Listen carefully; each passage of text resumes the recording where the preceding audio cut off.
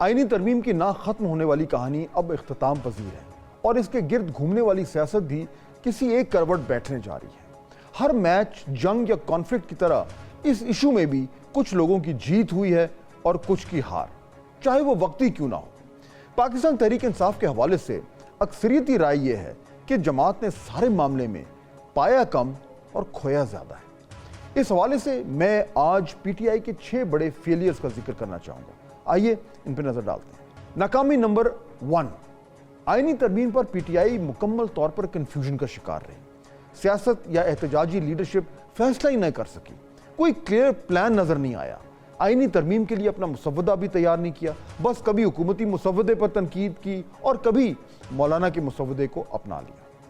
ناکامی نمبر 2، بانی P T I کی رہائی اور آئینی ترمیم کو مکس کر دیا۔ احتجاج کس بات کو منوانے کے لیے کیا جا رہا تھا؟ کارکن پریشان رہے کہ بانی پی ٹی آئی کی رہائی حاصل کرنا مقصد ہے یا آئینی ترمیم پاس نہیں ہونے دینی۔ کارکن کو لیڈرشپ نے بھی مکمل طور پر کنفیوژ وہ رکھا۔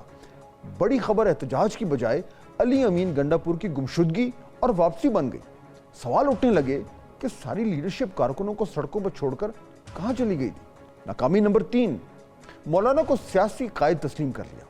زیادہ سیٹیں ہونے کے باوجود اپنی کوئی اسٹریٹجی نہیں بنائی۔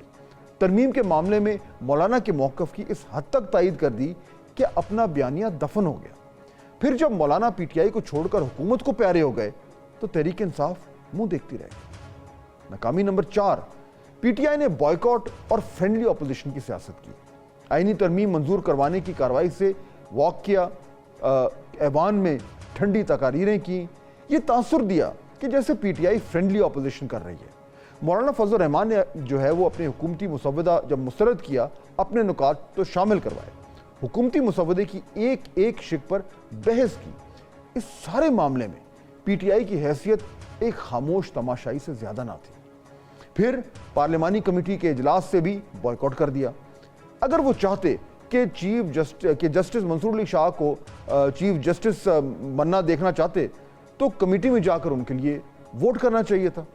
تحریک انصاف نے پہلے کمیٹی کے لیے نام دیے، پھر رات گئے بائیکاٹ کا اعلان کر دیا۔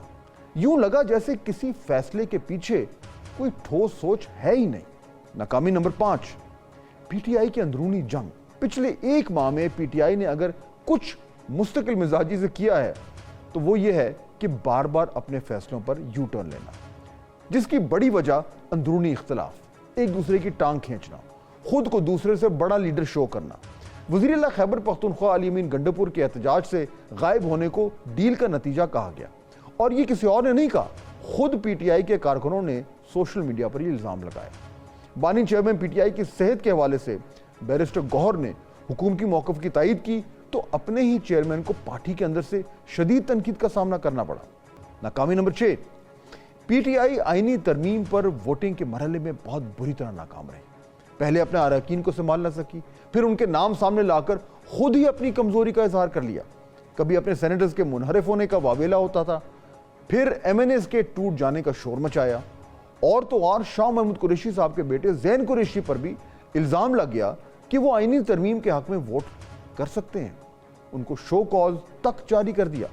شو کاز میں 3 اور ممبران ہیں ان کے بھی نام شامل ہیں، اور اس شو کاز میں انتہائی سخت زبان استعمال کی گئی۔ لب لباب یہ ہے کہ پی ٹی آئی غلطی پر غلطی کرتی چلی گئی، جس کا بھرپور فائدہ حکومت نے بھی اٹھایا، اور حقیقی اپوزیشن لیڈر ہونے کا کریڈٹ مولانا فضل الرحمان کے حصے میں آ گیا۔